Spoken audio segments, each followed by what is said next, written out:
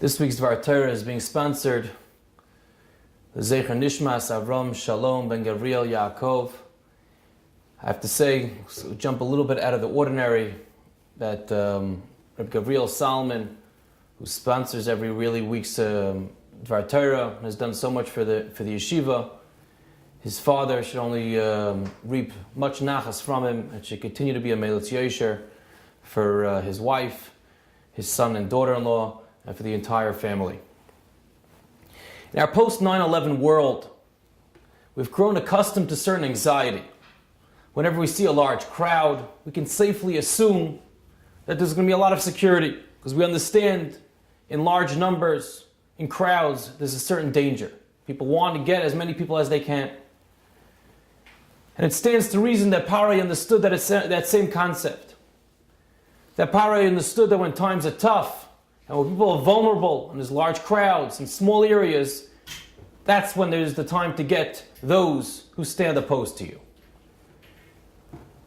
There's an interesting expression as HaKadosh Baruch Hu takes us out, Bezroya Netuya, loosely translated with an outstretched arm.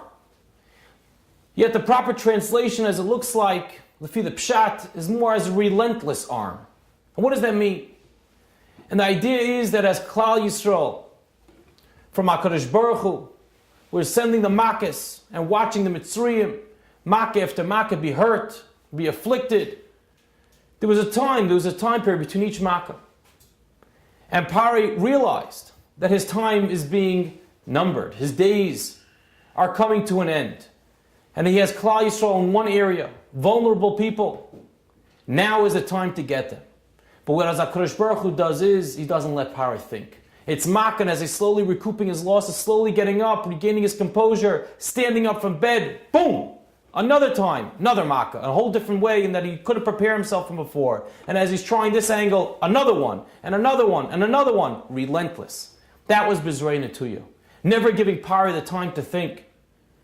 And the Ramban and others hint to it and bring out that perhaps that's Midah Keneged Midah.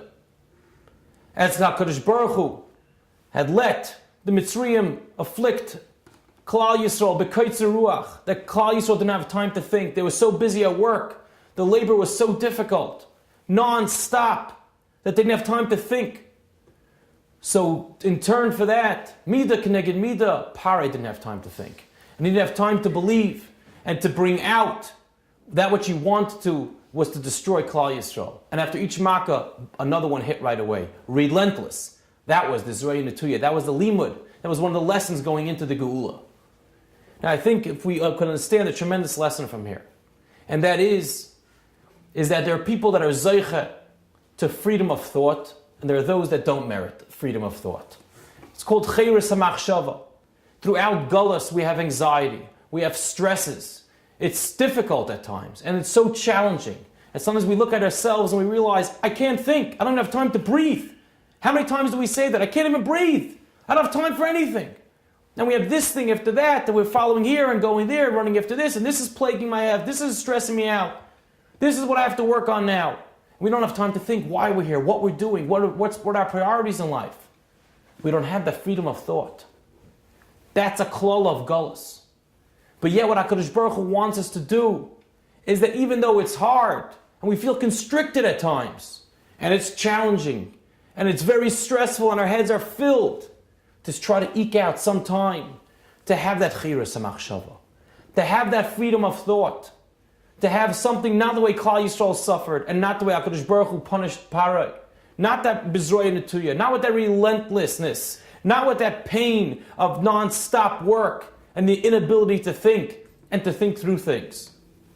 You take, for example, how sometimes we make the biggest decisions in the world based on such pettiness. Why we marry the people we marry, why we send our kids to the schools that we do, or why we don't send to certain things, or why we interact with certain people and not with others, based on pure small-mindedness. But what it really comes from is just we work with our instinct, and we're not thinking about our thoughts, and letting our moyach and let our brain, our seichel dictate our lives, because we're stressed, and we're beaten, and we have so much going on in our lives.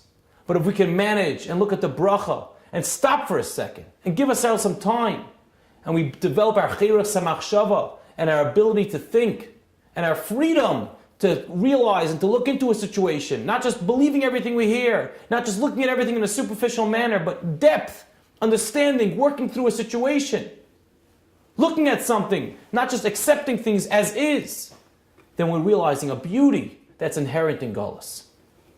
And we'd like to conclude that we see the same thing by the Tzvardim.